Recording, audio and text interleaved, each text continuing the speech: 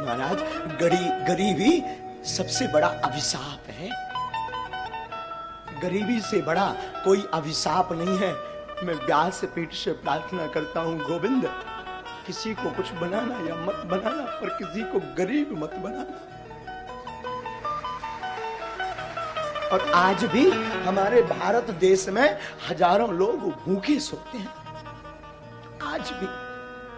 आज भी बेचारे भूखे सोते हैं। हमारे देश में आज भी भूखे सोते हैं। श्रीमान, हमारा निजी अनुभव है, हम किसी की बात नहीं कहते, हमारा निजी अनुभव है कि जब 2 रुपया ना हो ना तो कोई पूछता नहीं है, और कोई उधार नहीं देता। इसलिए नहीं देता क्योंकि ये चुका नहीं पाएगा। बड़े लोगों को ही उधारी मिलती है, गरीबों का तो सिर्फ परमात्मा होता है।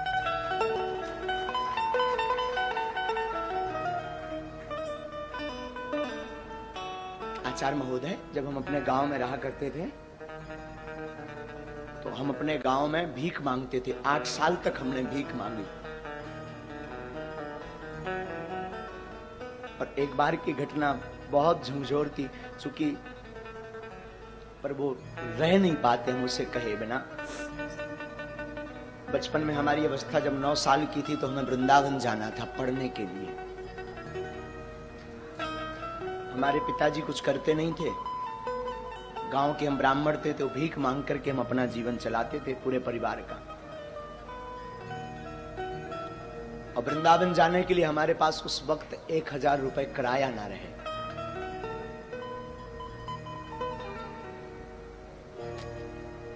सच कहूं, लोग उस वक्त निमंत्रण कार्ड भी नहीं देते थे, क्योंकि ये आएगा तो फटे कपड़े पहनकर आएगा तो हमारी शोभा खराब हो जाएगी।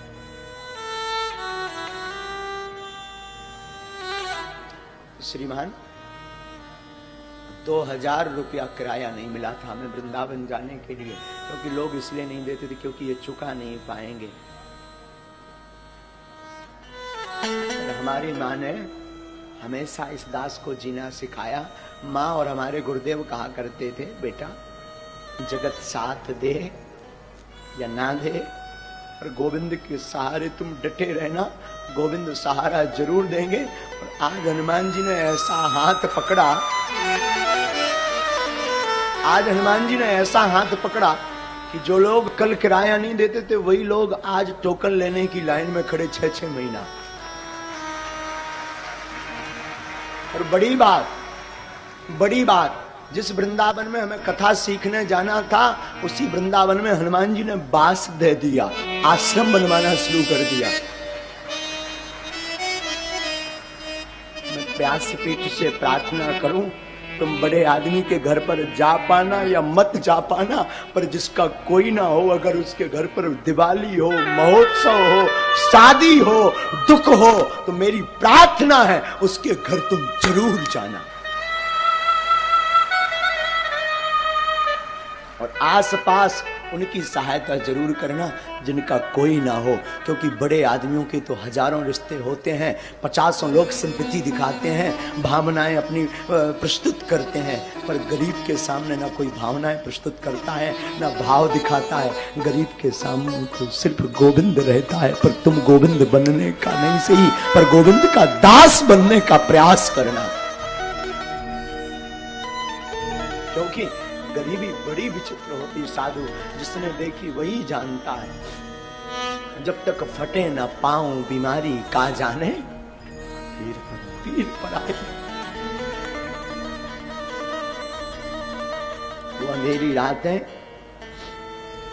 वो अकेलापन, वो लोगों की अवहेलनाएं। बड़े लोगों का लड़का अनार कर दे तो वो बड़े हैं, छोटों का कर दे तो अपराध है, छोटों का करे तो अपराध है।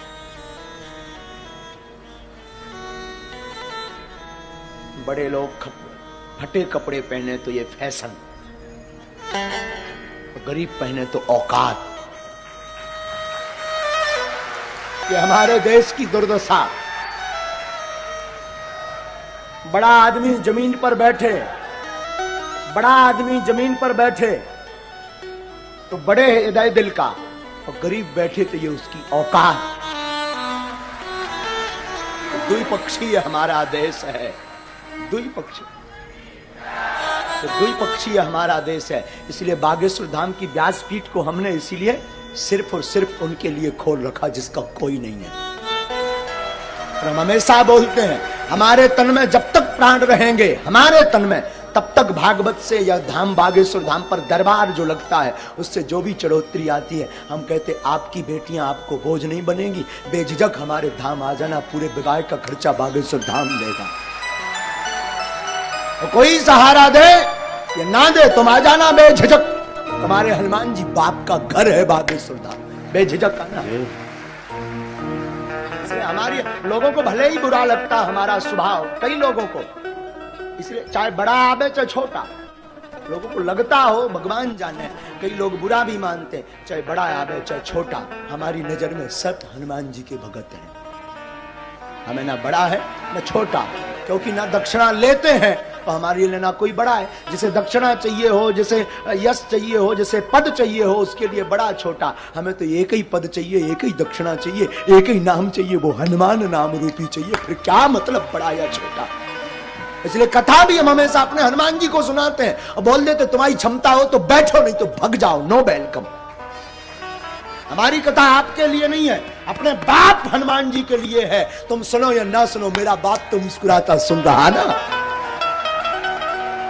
तो बैठकर सुनता है और मुस्कुराता भी अद्भुत साहब।